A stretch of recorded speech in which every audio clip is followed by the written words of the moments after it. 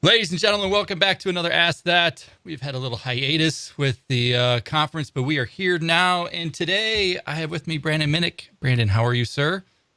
I'm good, Clark. Thanks for having me on the show. Hell yeah, thanks for asking. We met for the first time actually at that conference.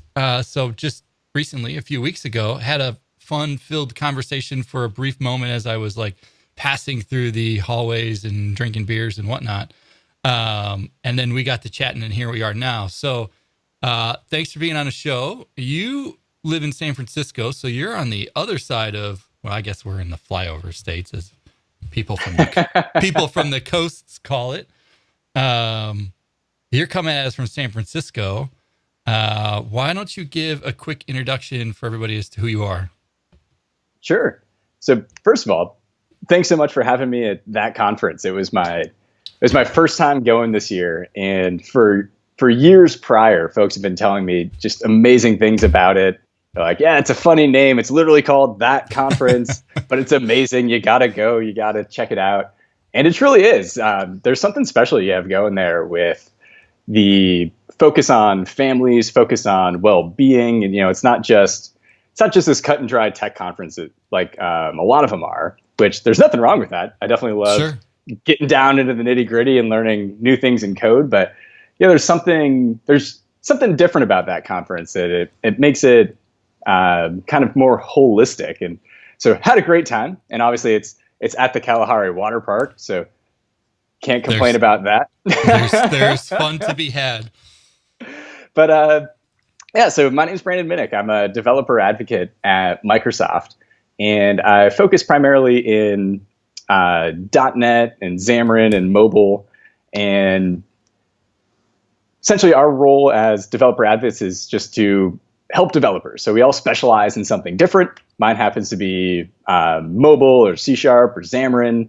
And so the way I was able to come to that conference was I actually gave a talk on .NET. And we talked about async and await and dive really deep into the IL code, looking at like what's the compiler doing. Let's Sure. make sure we understand it so we can optimize it, because that's been a little bit of a quest of mine lately, where I keep diving deeper and deeper into this world of asynchronous programming and multi-threading. And every time you think you figured it out, you peek Yeah. under the covers a little bit more, and you're like, oh, whoa, that's totally different. Right. And then you Yeah. go back and you end up rewriting all of your code. So yeah, I wanted to kind of share with everyone what I had learned so far. And I'm sure there's still way more stuff to learn. Even after my talk, a couple folks came up and we had just an amazing discussion about even more stuff in .NET and async and await. So yeah, had a great time. So thanks for having me there, and thanks for having me again here. Yeah, I appreciate all the kind words. It's certainly something that we have worked very hard at, and I think there's you in this day and age of YouTube and plural sites and Udemy and everybody's Westboss and everybody's got their thing, right. And I'm not downplaying any of that.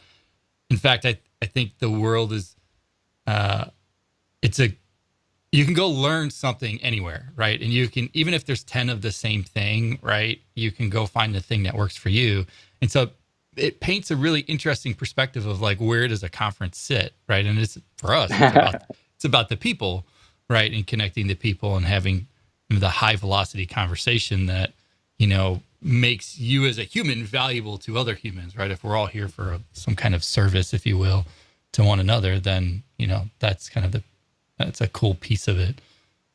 Because let's be honest, like you could go to Pluralsight or whomever, Udemy, or MIT's free education, that they publish out, right? And you can go get that stuff for free. Like it's kind of hard for me to compete with Harvard and MIT when they're just giving the shit away. So, but Yeah, I appreciate the kind words.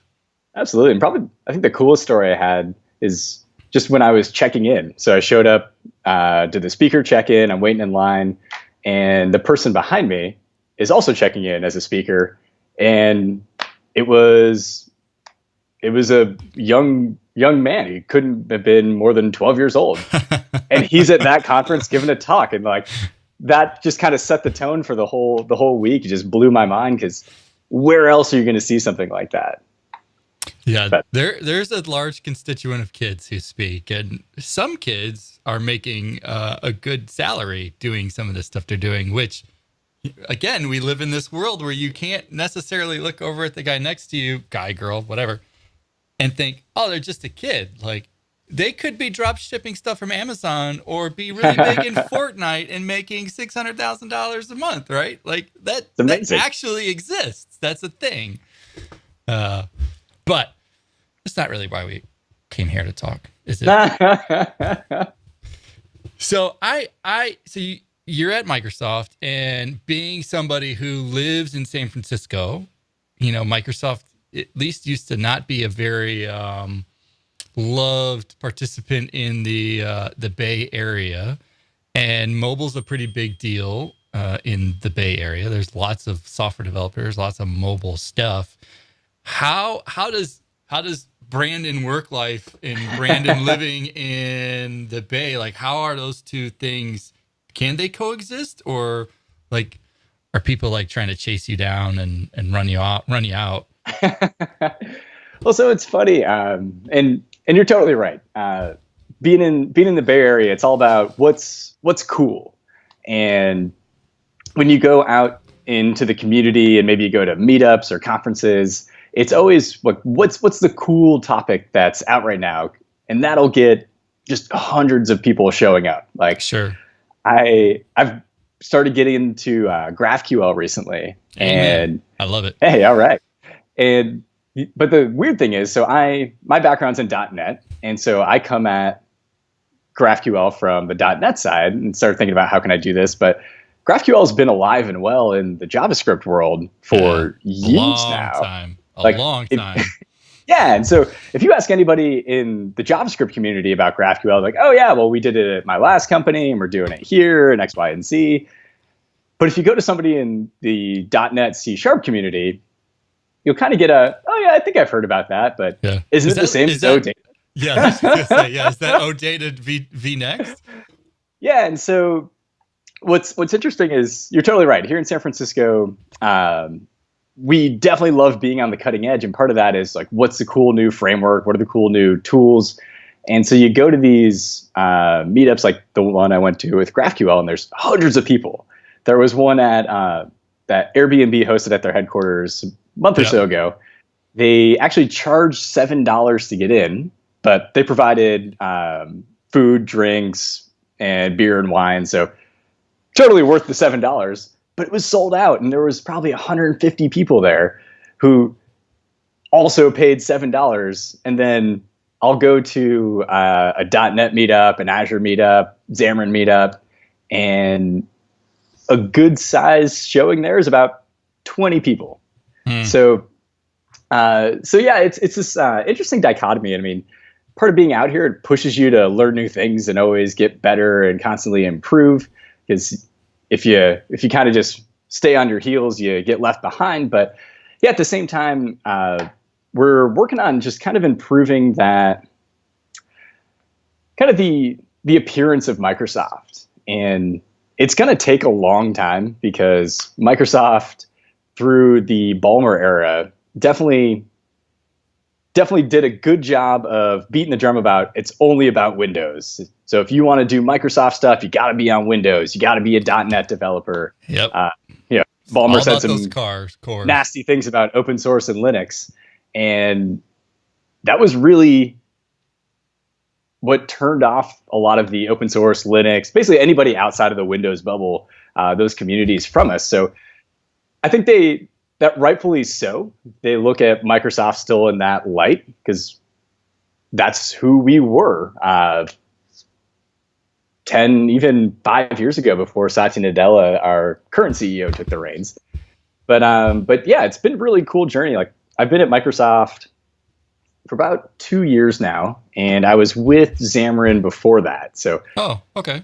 Joined Microsoft via the Xamarin acquisition, kind of came in the back door. And after being at Microsoft and seeing kind of the new direction Satya Nadella is taking it, where we're all about open source, we want to meet the developer where they are. So if you're writing an app in Python, great. Let's figure out how we can help you, and let's have docs that help you do that on whatever platform. And when we're starting to see it in the community, like the community has really embraced Visual Studio Code. That's been amazing. And then even on our cloud platforms like Azure, you can deploy to Linux VMs. And actually, I think the latest statistic, I want to say most stuff on Azure runs on Linux. Don't quote me on that. I think you just quoted you. Big proportion.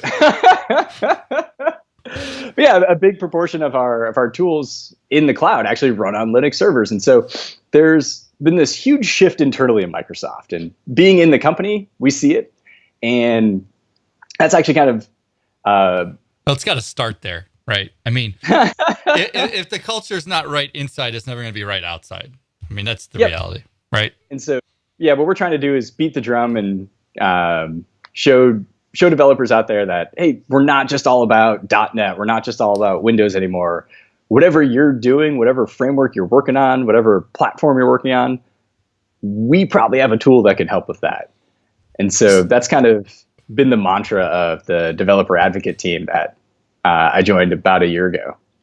So let's talk about the kind of new versus old. So you freely admitted that you're in a place where new isn't necessarily new, but yet it's new. But then to others, new is old. But yet it's new. But yet it's new again. And I think GraphQL is a good example of that. I happen to have been doing some graph stuff now for goodness, at least a year, which is kind of crazy. And yet, like you said, you talked to one set of folks, and it's like, yeah, it's been out for a long time.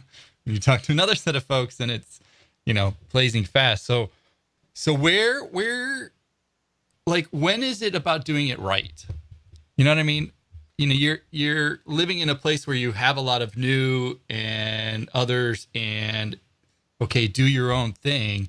But where's like the lineage of, okay, we need to do it right, and maybe it's right on this tool at this time, but this other tool, that's like the thing. Typical programmer's dilemma, right? Is well, there's this cool new tool that's coming out. Maybe we can use it for this project, but is it the right tool for the job? And there's really no easy answer for that, because there's always going to be the best tool for certain jobs, and it kind of depends on what are you working on, what does your team know? If you have a team full of folks that are experts in .NET, well, why would you make them write a backend in JavaScript? Let's try and meld those two worlds together where we can still get the product that we want, but we can leverage the existing knowledge base. And so I don't know, there's really no good answer. It's just kind of, you have to understand your team. You have to understand the technologies that are available to you. And then at the end of the day, make a decision that you're comfortable with, because as we know as developers, we're not just going to work on this for a couple months and ship it. The decisions we make today. No, not says the backlog. Right? Like, every decision we make today impacts developers 5 years down the road who will be working on the same product. Yeah. And so that's always something I try to keep in mind is, I'm not going to be working on this forever. So when somebody new comes in 5 years from now and I'm long gone, will they be able to understand this code? Will they be able to figure out what we were thinking? And that's probably one of the biggest challenges I face on a day-to-day basis, is just to make sure that all of that is lined up. I'm not I was about to say I'm not a fan of documentation. I am a fan of documentation, but not to replace best practices. Like, if you're coding something and you got to write some janky code to get it working, but then you leave some comments. Well, if you have to leave those comments to explain what you're doing, probably not great. And those comments are going to be out of date in probably in a couple of months. Yeah. But so, I guess to answer your question, it's understand the team, understand the goals and the technology, and find the right tool for the job. Yeah, I'm super kind of passionate about the culture side and the community of one's organization and the things that are around you, because I think they just have a huge influence as to what you're doing and how good you're doing it. And all too often there's like the on high decisions, like the corporate direction is we are going to use this. And you're like, but it's done over here. Like, why? I mean, I just left, a client where the corporate direction was not to do this. It's like, but if we did it in graph, we actually could have had it done in 2 weeks, but you're still messing around over here, or because you feel like that's the thing. And yet I don't understand. Like you're saying you need to ship and it needs to be done yesterday, and when you do it, so it was done tomorrow, but you want to take things going to do it in a month. And you know, that culture is so difficult. But yet we sit in a world, as you guys, as you know very well, there are all these tools, all these things are moving so fast. You do have a choice. It's not just Java, .NET, C. Like there's just a ton of stuff in the ethos that runs pretty much anywhere. It's kind of hard to not find whether it's Amazon or you guys or Google or whatever, Heroku, like it's kind of hard not to find some place to ship your stuff. Unless it's your own set of servers, but it's there, right? There's a ton. So mobile. Yeah. We're on the cusp of, yet another iOS release. Android's right around the corner. We got a bunch of, devices sitting on desks. Has it really changed recently? Are we stalled as to kind of where we sit? Is the developer side changed? Have we saturated the stores? Like, is it really getting easier? Does Graph make it easier for folks? So many good questions. So let's see. I'll try to hit them one by one. iOS 12 will be essentially released to the public, if not this week, in the next few weeks, because as we're talking, in a couple days is going to be the big Apple announcement about the new iPhones. And so with this one in particular, it's a good and a bad thing. So the users aren't getting a whole lot of new features with iOS 12. It's not, you're not getting a bunch of crazy new things that'll change your life.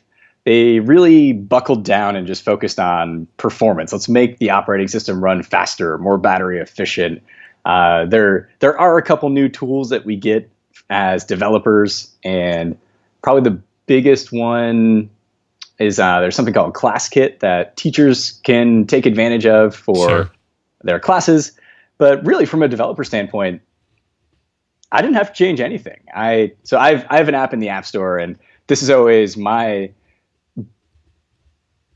stressful time. Let's say, like most anticipated moment of the year, right? It's whenever the new iOS version comes out, because I have to download all the beta bits and I run my app using the beta version of whatever version of iOS is coming up just to make sure it works. And probably 9 times out of 10 it does. I think there was one, maybe it was iOS 10, that actually just broke the app and it just didn't even launch. So with iOS 12 as a developer, I'm kind of glad there's not a whole lot of new features, because it just works. I didn't have to do anything to my code, change anything. So that saves me some time, because the app I have in the App Store is just free. It's a fun pet project that I've been doing for years that I've pumped probably way too many hours into and made $0 off of. But I've learned a lot, so I love doing it. So kind of happy in the sense that we're saving as a developer, because we were saving some time in that development lifecycle. But for the users, you're not going to get a whole lot of flashy, shiny new things. But at the same time, iOS 12 is a lot better. It feels better. It's snappier. Your apps load quicker. Your battery life's going to be a little bit longer. And obviously that depends on everybody. So your phone might be a little different. Maybe you're running some older hardware, but even folks running like the iPhone 5S have pointed out that iOS 12 makes their 5S feel like it's new again. So they're doing a lot of good things there. Let's see. So now, as your role as a developer advocate, and just going through what you just did, because if rumors are true, we've got new sizes and all that coming. And if we kind of loop in the whole craft side and new is old, I mean, where does mobile development really fit today? It's so big across so many things. Is it really attainable for somebody to be kind of, I mean, do we need to have teams of folks that are building these things and shipping them? Or can a one-man band really do it? Ooh, it's probably possible, but that person's going to be really smart, and you're going to have to pay them a lot of money because mobile's hard. This is something that as a Xamarin developer that we struggle with when we introduce new folks to the platform. So iOS and Android, I haven't checked in a while, but last time I did, they had each of them have between 30 and 40,000 APIs. Wow. Right. And so you, as a mobile developer... Staggering. Like, that's a staggering...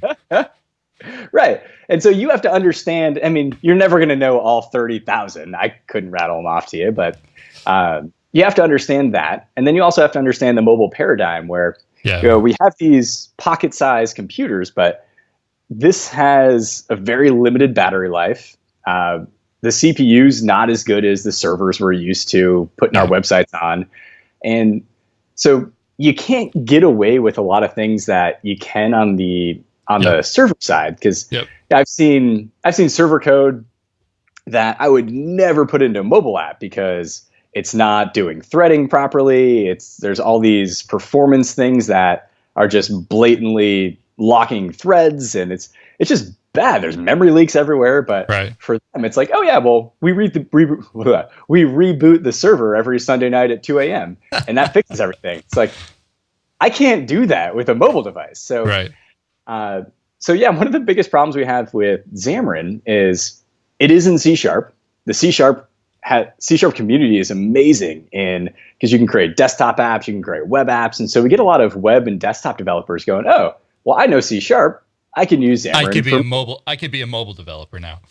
Right. And they're not wrong. If you are a C# developer and you're interested in learning Xamarin, feel free to reach out to me. We can help you get started. But just know that there's those 30,000 APIs that you have to learn. There's the application lifecycle and how mobile devices work, and even things like iOS and Android they'll kill your app if it freezes for too long. So if you're locking the UI thread for more than a couple seconds, on Android, you'll get a little pop-up that says like app's not responding to the user, and then the user goes kill it. Right. And so and then goes and finds another one that's like it that runs better, and now you don't have a second chance. Exactly. And getting to your point about the App Store saturation, there's about 10 apps that all do the same thing for just about anything you can think of. Like, we're chatting here for a podcast, and there's so many different podcast apps. There's a whole category. And same with video apps to stream video online. And so, if your app doesn't perform, you're out. And if you're a business trying to make money off of this, and this is a source of income, that's not good for your company. So it's kind of interesting because I do think that the app stores are saturated. There's nobody's going to make a better calculator app. Nobody's going to make a better it was fart apps for a long time. Remember when iOS first came out? Yeah. And I think iOS actually banned them. They put it in their rules, like it's supposed to be like no fart apps. Or games like Flappy Bird. And so I think users nowadays expect to have that mobile, well, we say window. So, like you mentioned Amazon. I can use the Amazon mobile app to order things, but is it the best way to find things? Yeah, I'm going to jump on my computer if I'm searching for something. Like I bought something for my dog the other day, and I had no idea what it was even called. And so I'm just searching generic things like dog collar, blah, blah, blah. Sure. And I could do that on my phone, but it's a better experience on my computer. And so I think mobile users expect to at least have some sort of portal into your tooling. So whether you're Amazon or a bank, something that I can look up quick and easy on my phone that makes sense to do it from a phone. And if you don't, then it's just going to be a bad experience overall. And so it's tough for new companies because, yeah, you almost need a mobile app. You need a mobile app on each platform. Yep. And so if you're going the traditional route of writing your iOS app in Swift, and then your Java app will be in Java or Kotlin, and then you have to do your website, and maybe you do it in React. I don't know. And so now you have these 3 different languages, 3 different platforms, different frameworks, and really at the end of the day, you need 3 different teams to do it. Like you said, there could be that one rock star developer that can do it, but you're never going to understand all 3 platforms in depth. You might be able to get something that works, but is it going to be great? Is it going to be this nice polished experience your users expect? And probably not. Yeah. Where I mean, in your role at Microsoft, I mean, how do you find yourself helping folks? Oh yeah, great question. Like in this world. So let's see. We'll start big picture, and I'll drill down into me. So I'm on a team called the Cloud Developer Advocates at Microsoft, and our goal is to follow that mantra that CEO Satya Nadella set to meet developers where they are. So if you think of a team, Microsoft, you probably start thinking immediately like, oh, everybody focuses on .NET and C#, and our team is totally the opposite. There are some folks like me that focus in .NET, but we have a whole team full of people that do things like Python, machine learning, R, like JavaScript, pretty much any language you can think of. We have somebody that specializes in that. And so what we try to do, since each of us has a unique specialty, is focus on the communities that we know best. So for me, that's the .NET, C#, Xamarin World, mobile.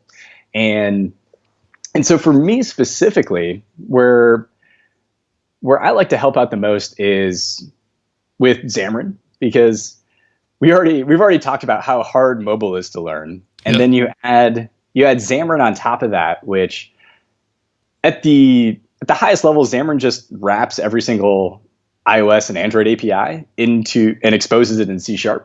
So it's literally, if you know how to create an app in iOS, or if you know how to create an iOS app in Swift, it's the same experience in Xamarin, just you do it in C#. But you also have to understand that wrapping and how it works. That's called a layer called Mono that we use that takes advantage of that. And so it adds in just another layer of complexity, and then there's even UI tools like Xamarin Forms added in another layer, and so it's not super easy to just kind of jump in and get started. And so where I like to focus is helping developers either learn Xamarin, kind of understand what it is. I think there's a lot of brand, I don't know if this is a word, but we'll say misrecognition, where a lot of folks think that this tool that we have called Xamarin Forms is Xamarin. Sure. And it's not. Xamarin Forms works on top of Xamarin. Xamarin is just native iOS, native Android development done in C#. So you're still creating storyboards, you're still writing, using the Android designer and creating those Android XML files. The only difference is you're doing it in C#, which is nice because now you can share a lot of code between your iOS and Android app, kind of help cut down on the development time. But we have a framework called Xamarin Forms that essentially allows you to write the UIs for both platforms at the same time. And with that, there actually are a lot of limitations. So for example, I want to put a button on the screen. I'd say in Xamarin Forms, I say, put a button in the center of the screen. It compiles down to iOS. I get the native iOS button. It's still all native. The compiler does all that magic for us. Same thing on Android, native, but I only had to write that code once to put the button on the center of the screen. And so when you start thinking about, okay, well, what else can we do in Xamarin Forms? The answer kind of is, well, whatever both iOS and Android can do, that's baked into Xamarin Forms. So sure. One example is, if you're an Android user, you're familiar with that floating action button, that button that kind of floats in the bottom corner, you tap it and it brings up a bunch of options. iOS doesn't have that. And so it doesn't exist in Xamarin Forms. Now, you can write the code yourself to extend Xamarin Forms and add it in. There's actually libraries that folks in the community have written that you can take advantage of. But that experience for people who see it for the first time and think that Xamarin Forms is Xamarin, well, now that's where you find these rants online about how bad Xamarin is, how it doesn't have all these different features. Right. Well, you're not totally wrong, but you're talking about Xamarin Forms. And right. You just kind of misguided. Yeah, and so one of the things I try to focus on is just help with that understanding. Like, here's what Xamarin is, here's what Xamarin Forms is, kind of help with that and disambiguation. Is that another word I just made up? Sounds good. We're on a roll. We'll just keep going. I'm adding it to Wikipedia right now. And so, yeah, traveling around. So I speak at a lot of conferences. I write a lot of blog posts. I try to go out to third-party blogs where people already are, because likely you've never heard of me, but maybe you've heard of Twilio, and I'm working on a guest blog post for Twilio. And so kind of leveraging those platforms to get out there and say, like, hey, here's what we can do. Here's an app that I wrote in Xamarin for iOS and Android that links up to, well, in that case, a Twilio phone number. And that was actually one where I take a Twilio phone number. Well, I take a text message that comes into a Twilio number and run it through this tool we have called Cognitive Services that does machine learning and tells you the sentiment of the text message. And so before you even respond to it, you'll know if that was like a happy text message. Is it sad? Is it angry?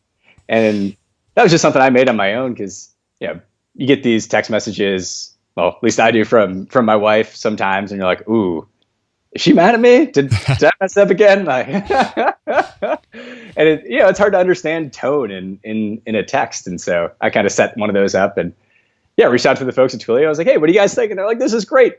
Let's throw it on the blog. So just showing off cool things that we can do with those. What do you think have been some of the biggest aha moments as people get into or kind of meander around the mobile development space? Oh man. So for most .NET developers, there's kind of that aha moment that, like, oh, I didn't know we could do that. Like a lot of folks who have been doing, maybe you do a lot of ASP.NET or WinForms or WPF, aren't familiar with the fact that their skills transfer over into this mobile paradigm. Like, you'll still have to learn all that fun stuff we've already chatted about, but you know how to write C#, and then even a lot of your business logic, like hitting an API, you're still using HTTP client. It's still very much a .NET ecosystem when you get down to the non-platform specific business logic, like saving things to a database and hitting APIs. So I love that aha moment there. I love I love speaking with the communities that maybe aren't super familiar with Microsoft, because I love seeing that aha about, I didn't know Microsoft did that. Like, wait a minute, I can spin up a Linux VM in Microsoft's Azure cloud service. Like, yeah, like, you guys support, like for .NET developers, we have .NET Core that runs on the Mac, and we have Visual Studio for Mac, and VS Code that runs on Mac and Linux. And just kind of seeing that aha moment there, kind of transforming their mindset around Microsoft too, because for the longest time, Microsoft is all just, we're only Windows. And a lot of people just ignore us by default nowadays because of that old mantra. And so those are probably my two favorite things, is introducing mobile to the C# world, showing them like, hey, here's code that looks very familiar to it.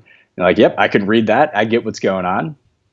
And then also bringing in and kind of expanding on that, we'll say, new Microsoft reputation that we don't care if you're not working on Windows anymore. Like, we just want to help you. So what are you working on? We probably have a tool that you can use, and kind of just come on in. Sure. So to that spirit, like, where, how do people get help? I mean, it's one thing to say, hey, we just want to help. Okay. So then on the receiving side, like, what does that really mean? Like, what does that look like? If I'm concrete, I just send you a text message, and then you look at the tone and be like, this person's mad. Next.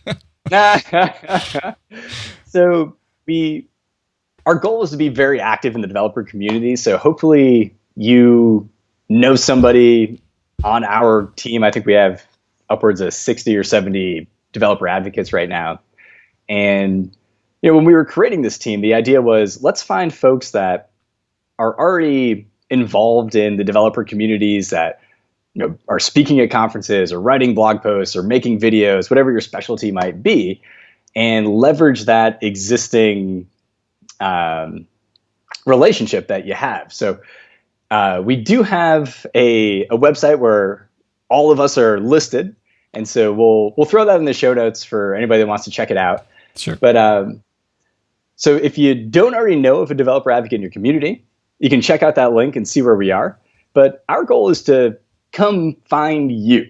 So we should be the ones coming out to the conferences and talking. We should be the ones promoting fun blog posts about things you can do with the Microsoft technologies on wherever. We try to publish wherever existing developers already go. So a lot of us have our own blogs, but at the same time, we'll also leverage those third-party sites, magazines, and places where you might already go to read your developer news and get the latest and greatest. So I would say, hopefully you already know of one of us in your community, whether it's Python, JavaScript, .NET.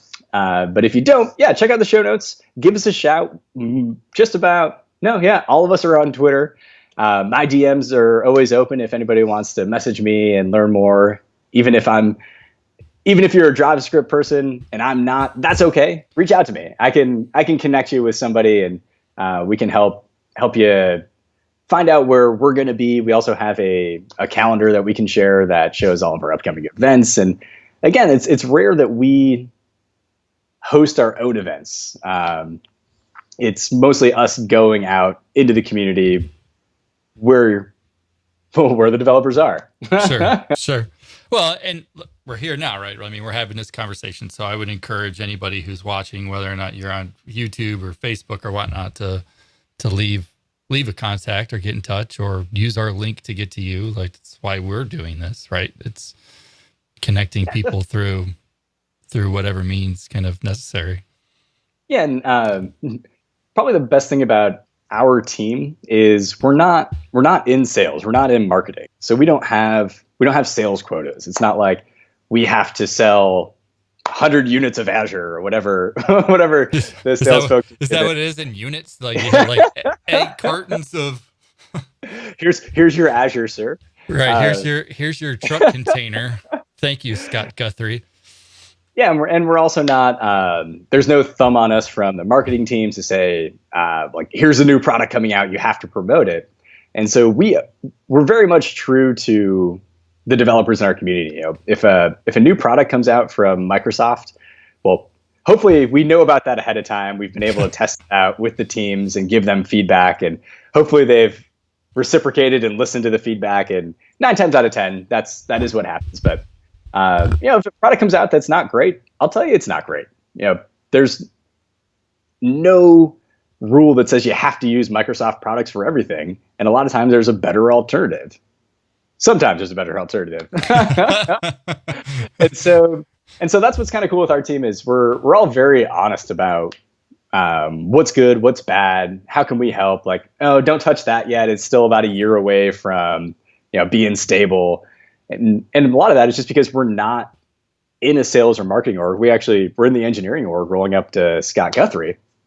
And the idea is, as we try out these new products, as we work with developers like yourself that are using these products, well, we're kind of boots on the ground. We can gather all that feedback, give it to the product teams, and work with them to say, hey, listen, I've been doing this for 10 years, and we kind of expect it to be like A, B, and C, but the way you've designed this API, it's more like X, Y, and Z. So let's talk about how we can meld these two worlds together. And so probably the biggest part of our job is working with the product teams, getting all that feedback that we get from hanging out with the developer communities, and using that to make the products better, whether that's fixing bugs, adding features, more aligning it to what the community's expectations are. And then on top of that is also just all the documentation that goes along with it. So if there's a product that you're trying to try out for the first time, that documentation should be spot on. You should be able to follow that to the T. And you're laughing because we've all been there. Where you're like, should. I don't understand it. Like, you just skipped 10 steps. And so we'll also work with the docs team. A lot of times we just open the pull requests ourselves because, fun fact, Microsoft Docs are all open source now. So if you have recommendations, you can just add them in there. You can actually just do it. Yeah. So there's really no excuses anymore. You can't really complain about it because, well, any of us can jump in and help out. And so, come find us, come ask us those hard questions. We're happy to answer it to you. I mean, yes, we work at Microsoft, but we're not beholden to lying to you about everything at Microsoft's great and these are the only products you should use. It's, well, let's talk about what you're working on, and there might be a better product out there that works better for you and your team. Yeah. All right.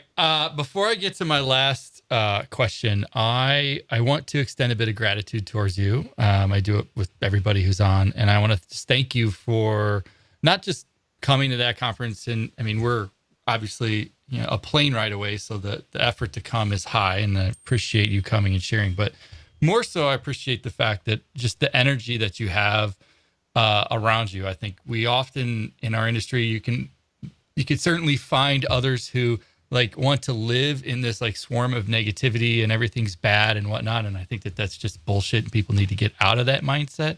And you are kind of and we haven't known each other a long time, whatnot, but from the conversations we have, you're certainly on the opposite end of that. And I recognize that, a Microsoft person in San Francisco comes with a set of war wounds, kind of walking around there, whatnot.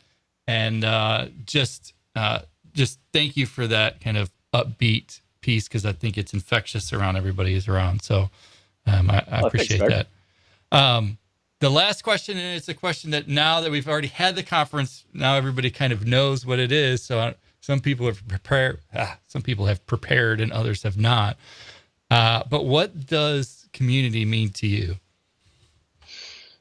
Ooh, that's a great question.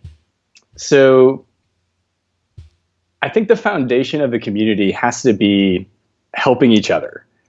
I think in the developer world, there's so much changing constantly. There's so much competition for getting into the top tier companies and the top tier jobs, or even just getting a promotion next year, that we tend to focus just internally on ourselves. And so I'll learn a new technology and I'll have job security for life because I'm the only one at my company that knows how to do it.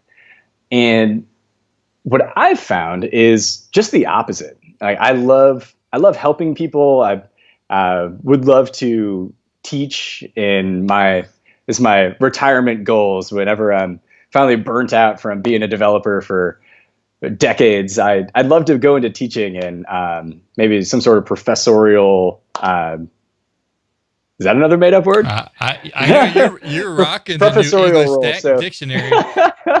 We're rewriting the rule book. That's right. So what I found is you learn so much more by helping other people. And yeah, maybe that person's new. Maybe they've never written a line of code before. They will ask questions you've never thought about. And it's funny being somebody like myself who's been doing this for 10 plus years and teaching somebody just, hey, here's how to do a hello world app. And it's like, oh, why is this like this? And you go, huh, I've always just done it. I've never asked why before. And then even things like, after my talk at that conference, we had probably 10, 15 folks come up to the front, and we just kind of huddled up and had this amazing conversation about like, oh, well, what about this? And what about this? And you're like, oh, this is amazing. Like, I thought I was the one out here teaching you all something new.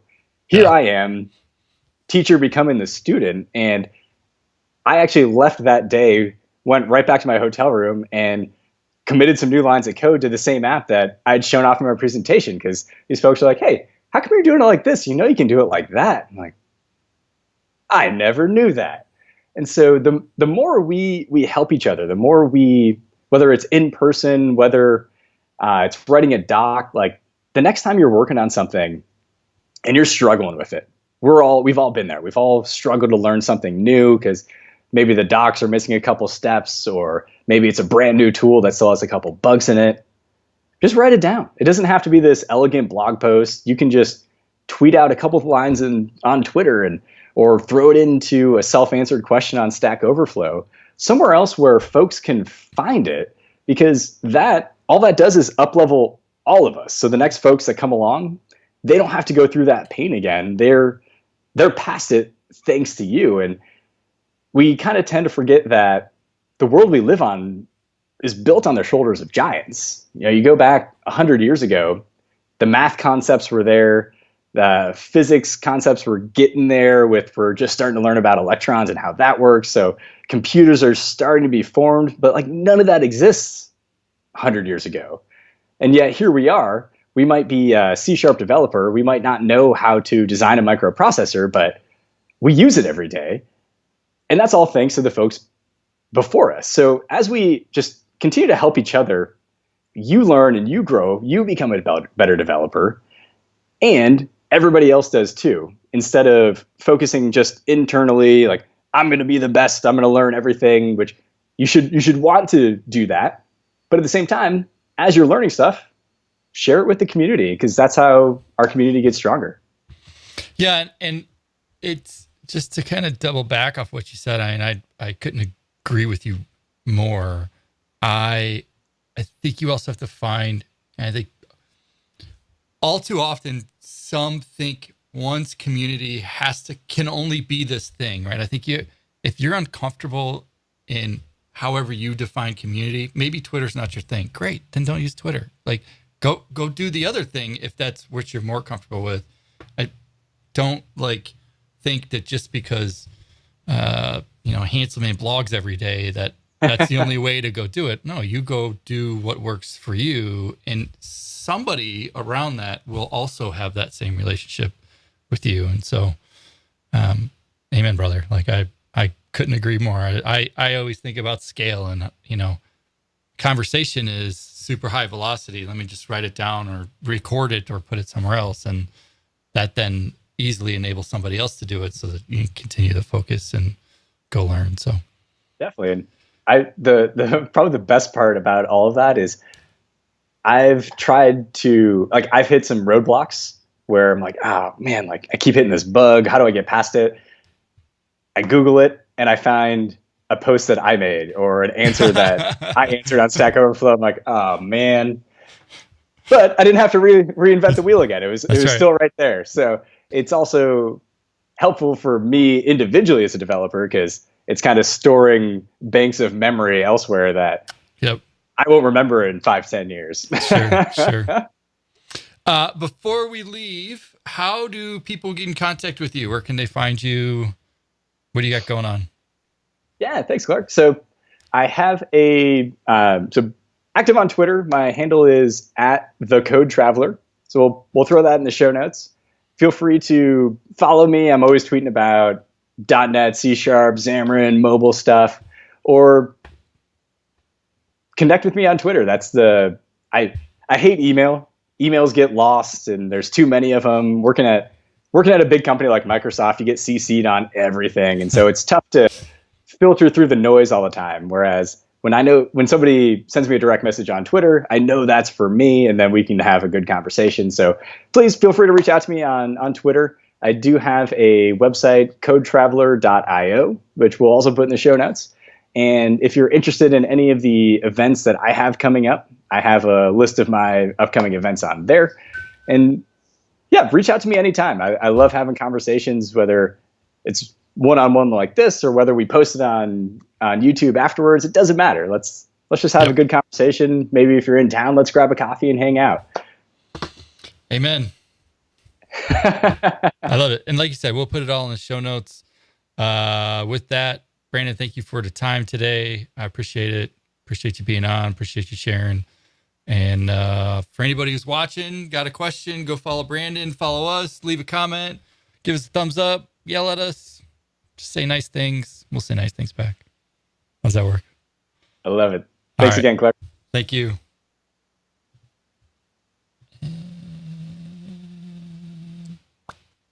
All right. No, finish. I hit finish.